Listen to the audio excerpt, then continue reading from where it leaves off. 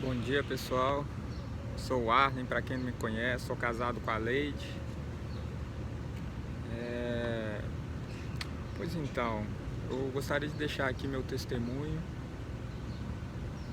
Eu nasci num lar 50% cristão, vamos dizer assim. Minha mãe, desde que eu me entendo por gente, ela era serva do Senhor.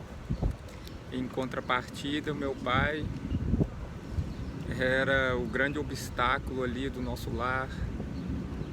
Ele sempre brigava muito com a minha mãe, discutia muito com a minha mãe, sempre bebeu muito.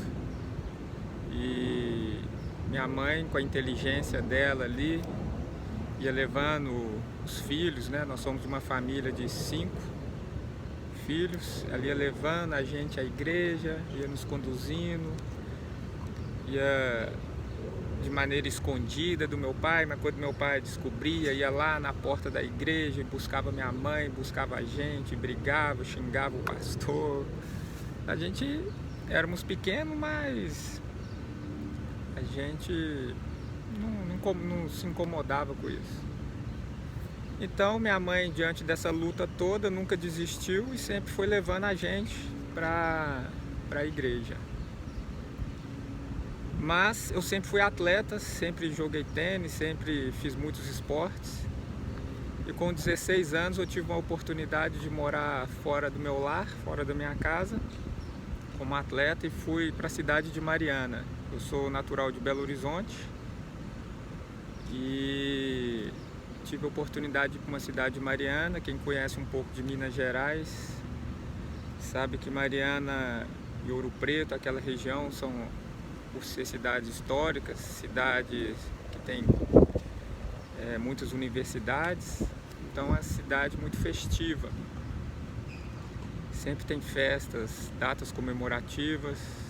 São cidades que têm muitas igrejas católicas, então tem muitas festas de adoração a algum santo.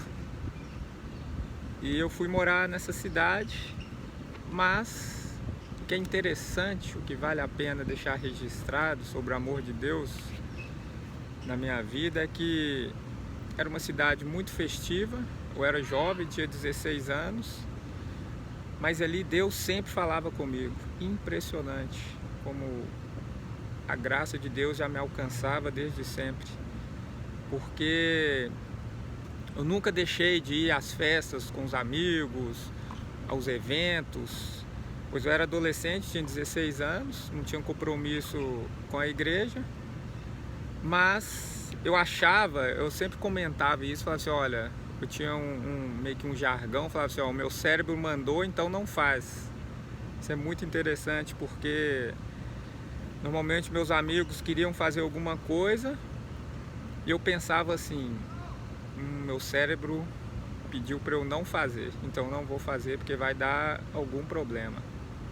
E era batata, eu não ia, não fazia e dava algum problema. Então agora, né, com um pouco mais de maturidade diante do Evangelho, eu entendo que não era meu cérebro, que era já o Espírito Santo falando comigo. Então ele ia me dando esses livramentos. Então eu ia em todas essas festas, frequentava com os meus amigos, mas eu não bebia, não fumava, não tinha coragem de usar droga. Não sei porquê, morava sozinho, minha mãe não estava perto, mas todas as oportunidades que me apareciam, o Espírito Santo me tocava de alguma forma e eu não tinha coragem, eu não fazia.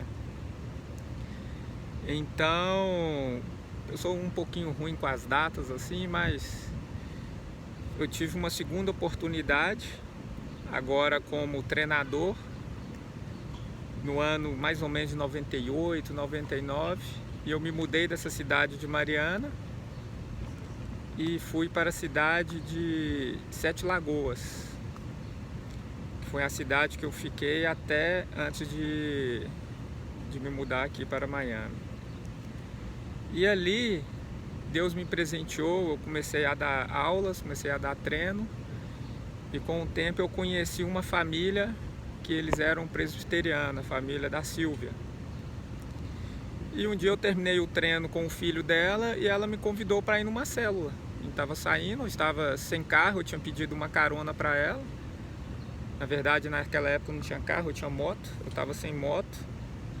E eu pedi ela uma carona, ela falou assim, te dou sim e tal. Aí quando eu entrei no carro, ela começou, eu não sabia que eles eram cristãos, e ela me convidou para ir numa célula. Eu não tinha nada para fazer, morava sozinho. Falei, vou.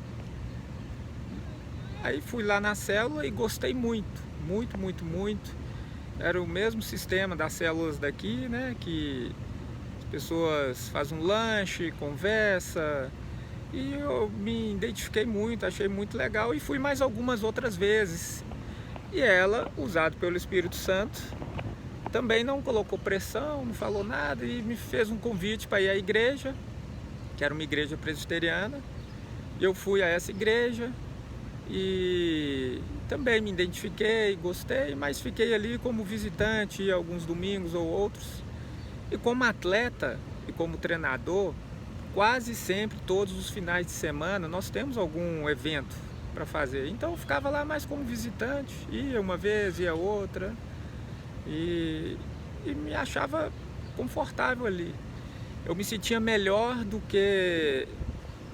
Porque a minha mãe, ela é uma cristã da Quadrangular. Só que eu me identificava, minha mãe me orientava, né, para eu ir na Quadrangular, mas eu não me sentia bem com o sistema quadrangular, né, de seguir com o culto. Então eu me sentia melhor na presbiteriana, achava melhor ali aquele ambiente, o sistema da doutrina, né, e tal. Então continuei indo como visitante, mas nada muito sério. Mas um dia eu estava em minha casa sozinho e eu comecei a orar a Deus que eu não queria continuar saindo, não queria, sabe, eu não sabia, como sempre, eu achava que era o meu cérebro, né? Não entendia que era o Espírito Santo. Mas eu já estava me sentindo incomodado de ir para festas, para balada, e ao mesmo tempo ir à igreja, né? Ficava aquela coisa assim, 50-50. E um dia eu acordei na madrugada, perdi o sono e resolvi orar e pedir a Deus assim, Deus, então tudo bem, eu posso até deixar de ir à igreja e tal, mas eu precisava que o Senhor então me desse uma namorada, uma esposa. Eu não queria uma namorada, eu queria uma pessoa que no futuro vai dividir as contas comigo, eu queria uma esposa. Aí um fato curioso que eu acho que vale a pena deixar registrado, que aí quando eu fui para terminar a oração, eu falei assim, Deus, mas por favor, eu não tinha muita intimidade com Deus, eu falei o que eu gostaria de falar. Eu disse assim, mas Deus, por favor, se possível, me dê uma namorada que tem o cabelo bom, porque eu tenho motocicleta e todas as minhas paqueras dessa época de juventude reclamava do capacete, porque elas tinham que usar capacete, então sempre reclamava que atrapalhava o cabelo e tal. Então o tempo foi passando e não muito tardar após essa oração, também não me recordo muito bem, ninguém conta isso para a Leide, por favor, mas eu acho que foi em 2003, por volta de 2002, 2003, 2004, eu conheci a Leide no casamento da minha irmã. E quando eu olhei para a Leide, vi que o cabelo era bom, falei, Deus, obrigado, é essa aí mesmo. E então comecei a me envolver com Leide. Leide, a família da Leide já era da igreja presbiteriana, olha que espetacular. Deus me deu Leide e, de certa forma, a Leide era da igreja quadrangular, da igreja presbiteriana, a igreja que eu me sentia bem em Sete Lagoas. Então até nesses pequenos detalhes Deus vai cuidando da gente.